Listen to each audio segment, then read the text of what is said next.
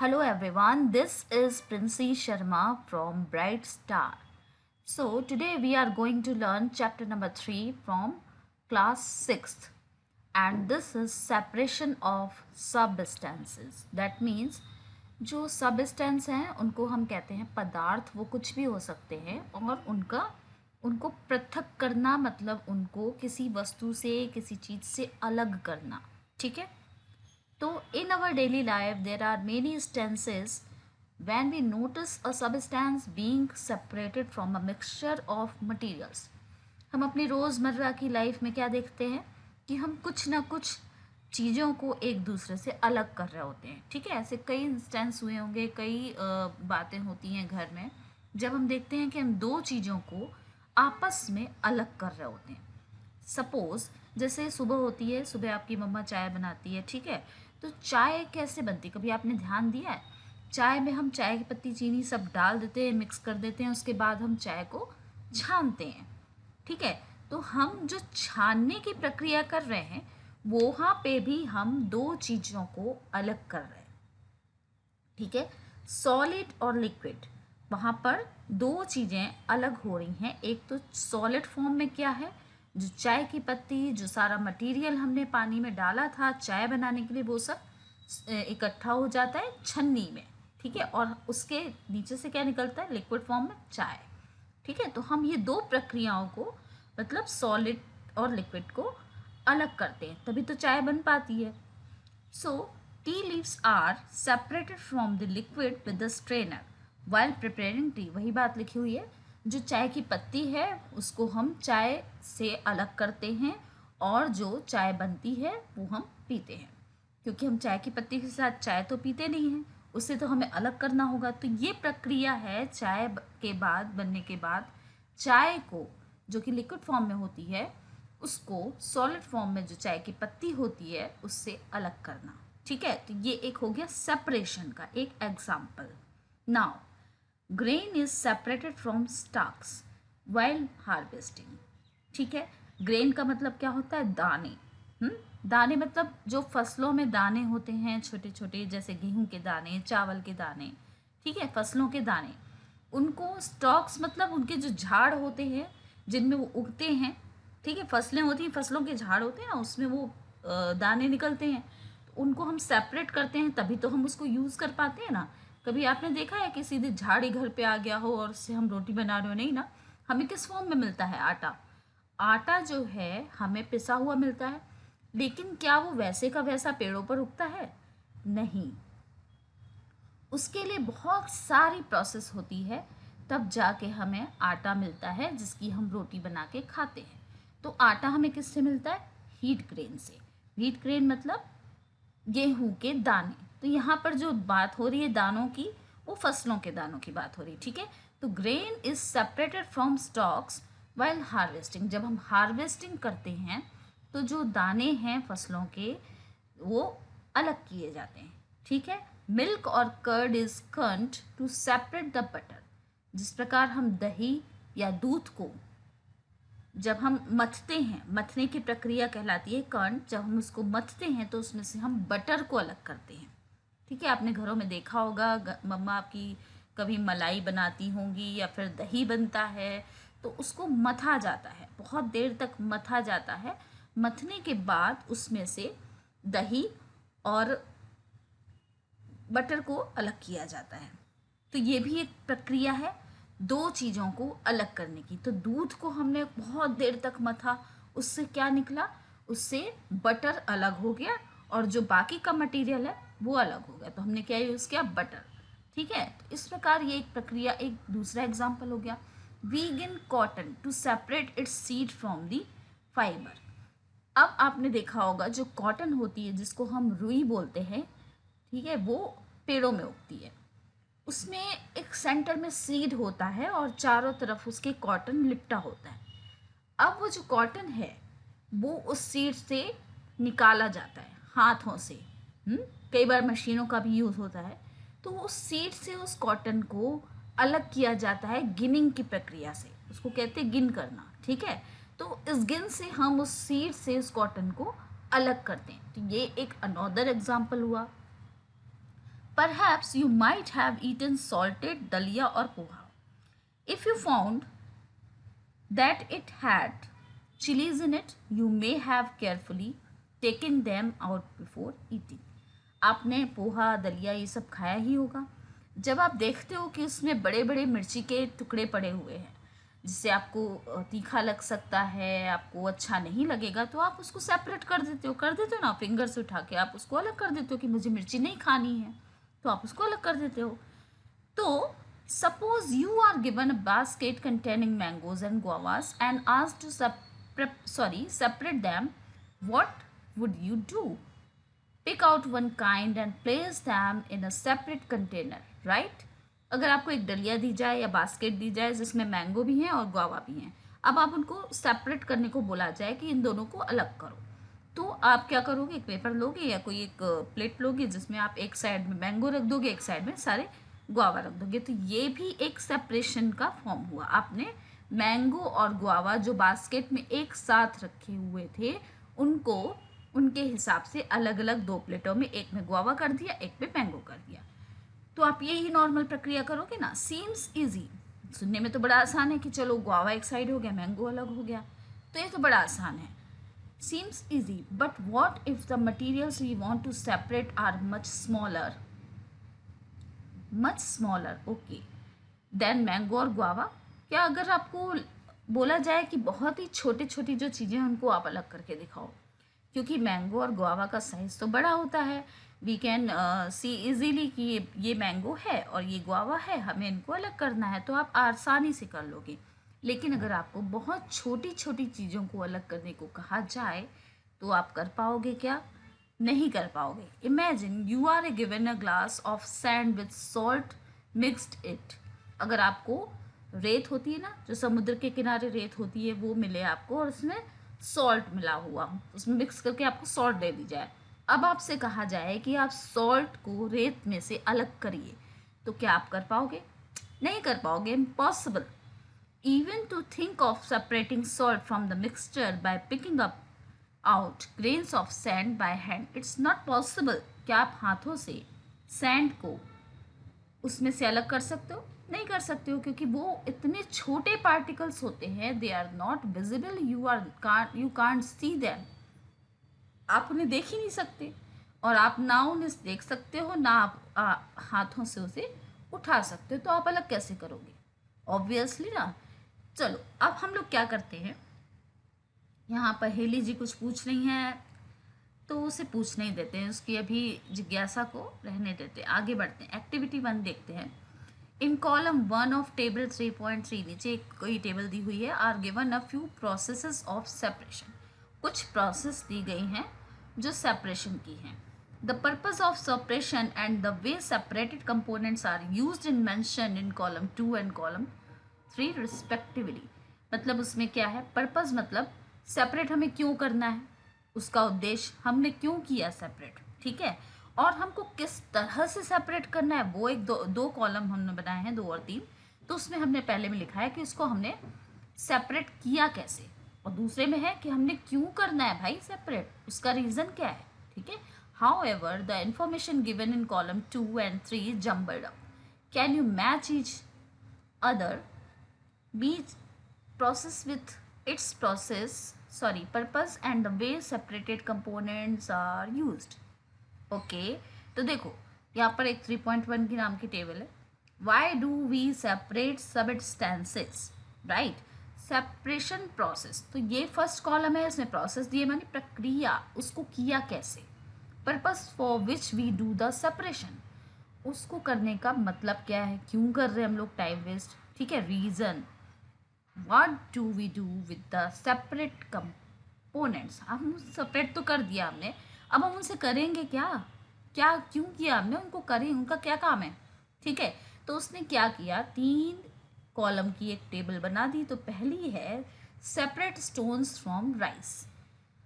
अच्छा, जब आपके घर में चावल आता है तो हम क्या चावल को डायरेक्टली यूज़ कर लेते हैं?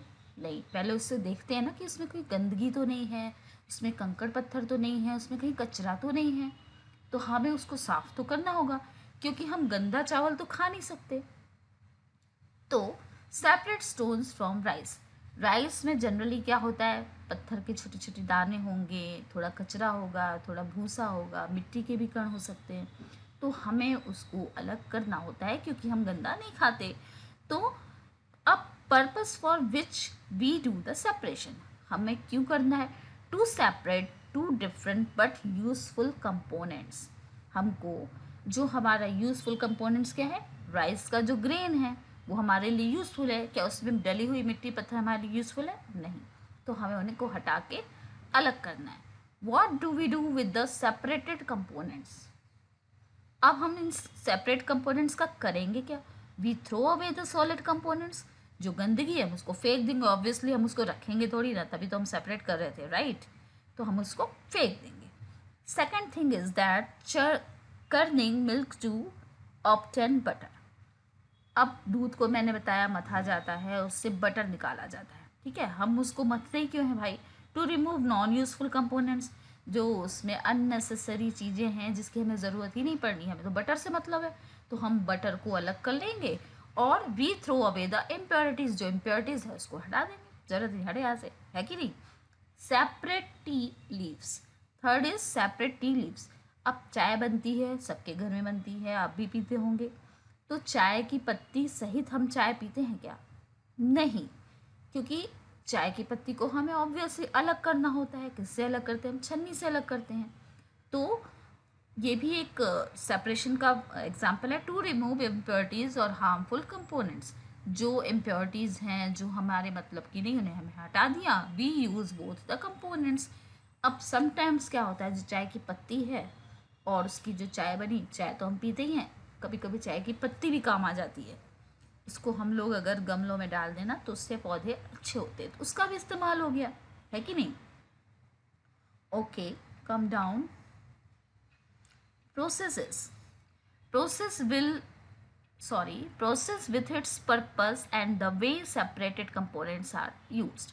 अभी आपको ये लिस्ट के बारे में बोल रहा है कि जो हमने दिखाया ऊपर।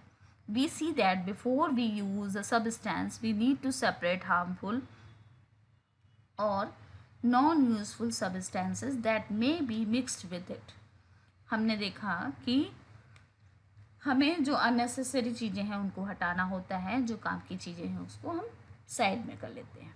Sometimes we separate even useful components if we need to use them separately. कभी कभी हम क्या करते हैं, यूज़फुल कंपोनेंट को अलग कर लेते हैं अगर हमको उनकी ज़रूरत है तो, मतलब जो नॉन यूज़फुल है उसको भी अलग कर लेते हैं अगर उसकी ज़रूरत पड़ती है तो, और यूज़फुल है तो वो तो यूज़ के लायक ही है। Substances to be separated may be particles of different sizes or materials। जो कुछ भी हम अलग कर रहे हैं सबस्टेंस, जरूरी नहीं कि वो साइज में एक से हों, छोटे बड़े भी हो सकते हैं। These may be in any three states of matter। या तो वो लिक्विड भी हो सकते हैं, गैस भी हो सकती है, या फिर सॉलिड भी हो सकता है। इन तीनों अवस्था में से कोई भी अवस्था उस सबस्टेंस की हो सकती है। So how do we separate substances mix together if they have so many different properties. अब हम सेपरेट कैसे करेंगे अगर उनके पास बहुत सारी चीज़ें हैं उसमें, ठीक है, बहुत सारी चीज़ों को अगर वो साथ में हैं तो इसको सेपरेट करना तो थोड़ा मुश्किल होगा। तो इसके लिए क्या है, कई सारे मेथड्स हैं। इजी चीज़ों को अलग करना है तो उसके लिए इजी मेथड्स हैं, कोई हार्ड है, कोई बहुत ज़्यादा स्टॉक है, अब उसमें से चुनना बिनना बहुत मुश्किल हो रहा है तो उसके लिए अलग मेथड्स हैं। तो यहाँ इस चैप्टर में हम सेपरेशन करने के मेथड्स पे ध्यान देंगे। मेथड्स ऑफ सेपरेशन, अब उसके तरीके क्या होते हैं सेपरेट करने के। We will discuss some simple methods of separating substances that are mixed together. You may come across some of these methods being used in day-to-day activities.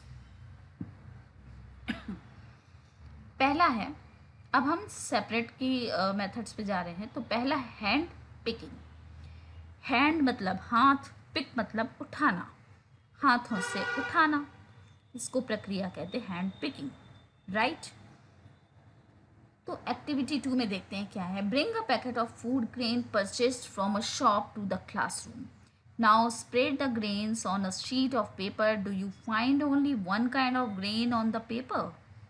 On the sheet of paper are there pieces of stone husk, broken grains and particles of any other grain in it? अच्छा, अब आपको बोला जा रहा है activity 2 करने में क्या है।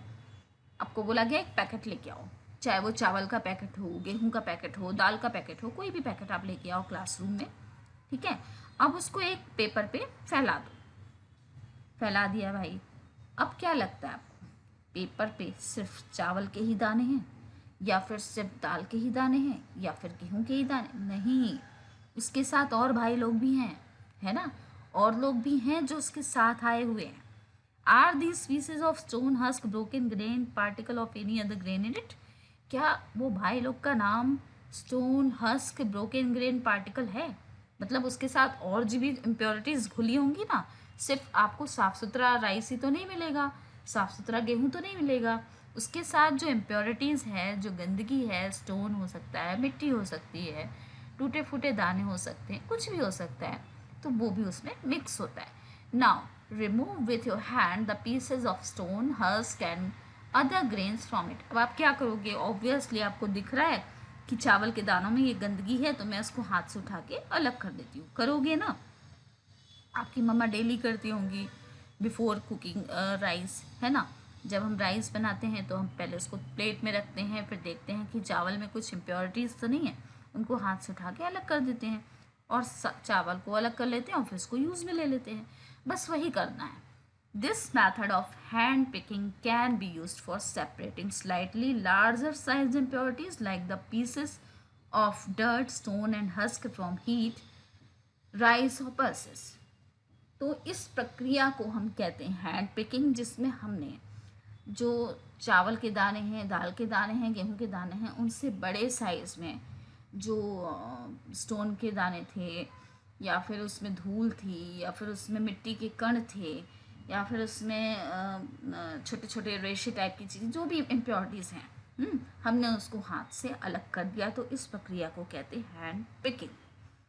The quantity of such impurities is usually not very large.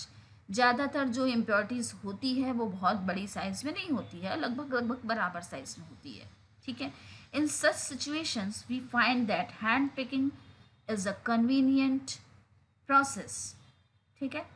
तो इस प्रक्रिया में हम क्या देखते हैं कि जो हैंड पिकिंग है वो प्रक्रिया आसान होती है, ठीक है, इसको सेपरेट करने में।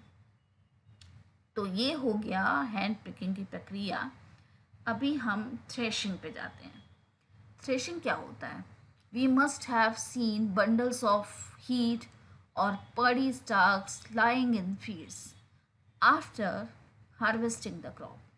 जब जो किसान लोग हैं फसल काटते हैं, फसल काटते हैं, तो आपने देखा होगा आपके आधे हाथ बराबर वो जो झाड़, आधे हाथ की साइज़ के झाड़ होते हैं, उसमें वो गेहूं के दाने जो हैं सीड के उसमें लगे होते हैं।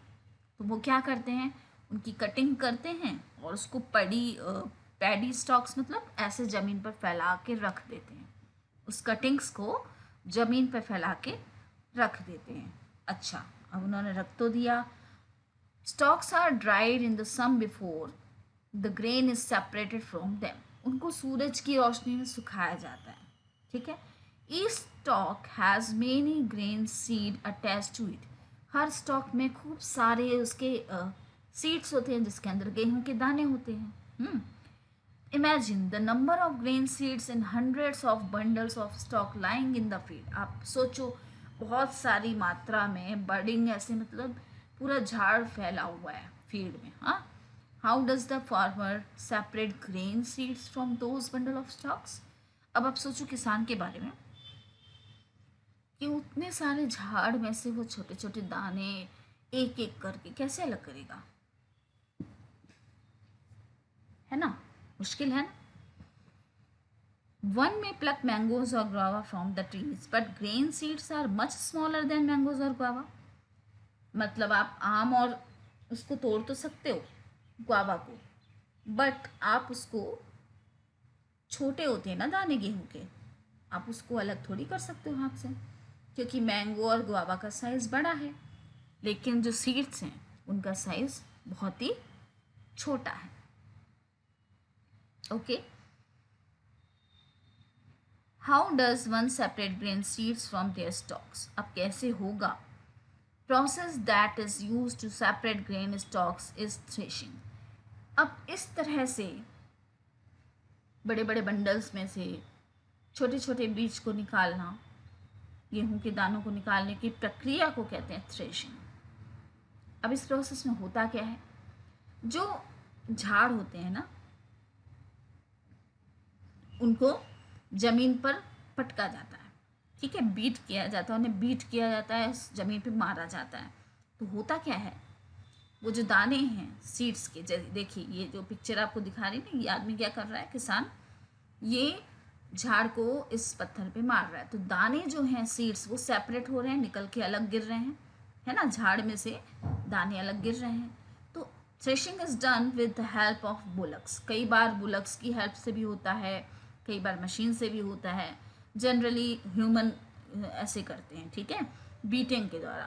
तो उसको बीट करते हैं, तो बीट करने से उसके दाने जो हैं अलग हो जाते हैं, झाड़ अलग हो जाता है। Two different, sorry where we are, हम कहाँ थे, तो थ्रेशिंग इज डन। ओके, तो इस तरह से ये थ्रेशिंग की प्रक्रिया आई थिंक आपको समझ में आ गई। झाड़ जो होते हैं उनको पत्थर पे मारा जाता है, जिससे जो दाने होते हैं वो अलग हो जाते हैं, झाड़ जो है हाथ में रह जाता है, ठीक है। तो इस प्रक्रिया को हम कहते हैं थ्रेशिंग। तो हमने दो प्रक्रियाएं पढ़ी, हैंड पिकिंग, ये जो याद भी क्या कर रहा है, चावल के दानों में से इम्प्योरिटीज़ को निकाल के फेंक रहा है, ये है हैंड पिकिंग। थ्रेशिंग की प्रक्रिया ये है जो ये व्यक्ति कर रहा है, बीटिंग करके, ठीक है। Third is winnowing.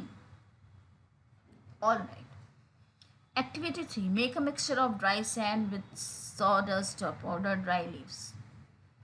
ओके, अब एक मिक्सचर बनाओ जिसमें सूखी रेत हो और उसमें सूखी पत्तियों का पाउडर हो, ठीक है। Now this mixture on a plate और newspaper, look at the mixture carefully. अब आप उस मिक्सचर को पेपर पे बिछा दो, अब ध्यान से देखो। Can two different components to be made out easily? क्या आपको लगता है आप इजीली इनको अलग कर लोगे? नहीं। Are the sizes of particles of the two components similar? क्या दोनों सेम साइज के हैं पार्टिकल्स? नहीं।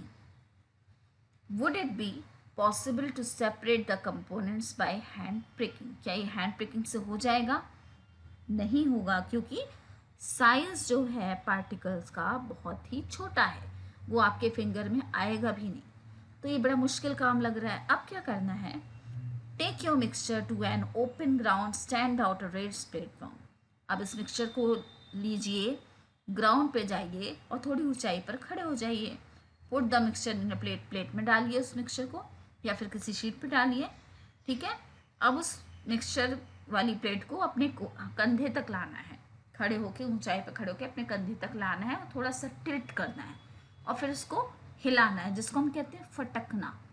थोड़ा सा ऐसे इसको, जो मिक्सचर है उसको जंप कराना है प्लेट में, ठीक है। तो क्या होगा, did the wind manage to separate the two components? क्या होता है इस प्रक्रिया में, what happens, do both components sand and sawdust fall at the same place? आप जब ऐसे इसको हिलाओगे ना, तो आप ऑब्जर्व करोगे कि जो इम्प्योरिटीज़ थी वो उड़ के या गिर के नीचे चली जाती हैं, लेकिन जो आप जिसको आप जो यूज़फुल दाने हैं आपके, वो प्लेट पे ही रह जाते हैं। Why it happens? हुआ क्यों ये? क्योंकि जो हवा है वो हल्के सबस्टेंस को उड़ा के ले जाती हैं, लेकिन जो जिनमें वज़न है वो चीज़ें पीछे ही रह जाती हैं। तो गेहूं के दाने, दाल के दाने, सब में वेट है, तो वो उसी प्लेट में रह गई। जो हल्की इम्प्योरिटीज़ थी वो उड़ के सेपरेट हो गई। तो this method of separating components of mixer is called winnowing, जिसको हम फटकना कहते हैं, इसको इंग्लिश में कहा जाता है winnowing. See, Winnowing is used to separate heavier and lighter components of a mixture by wind or blowing air.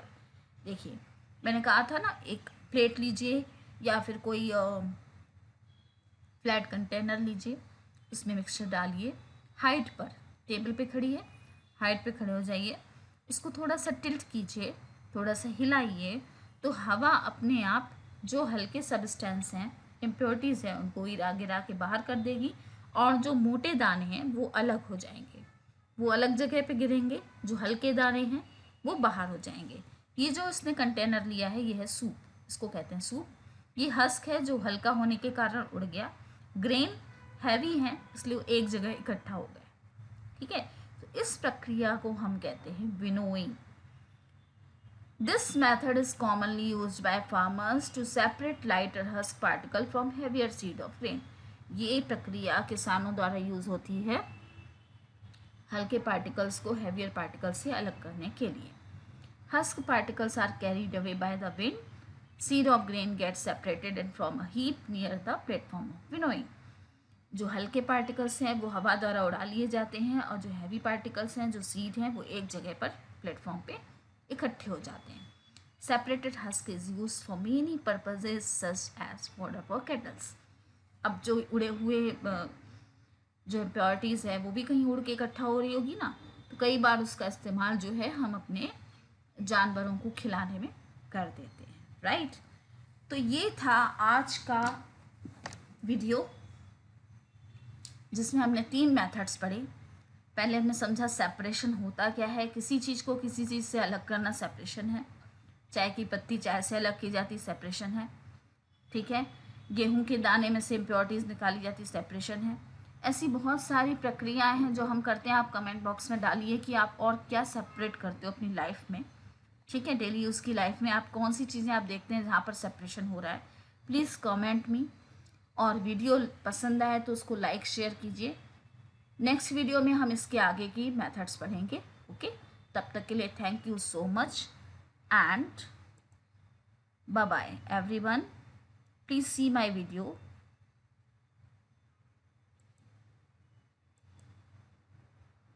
It's not opening.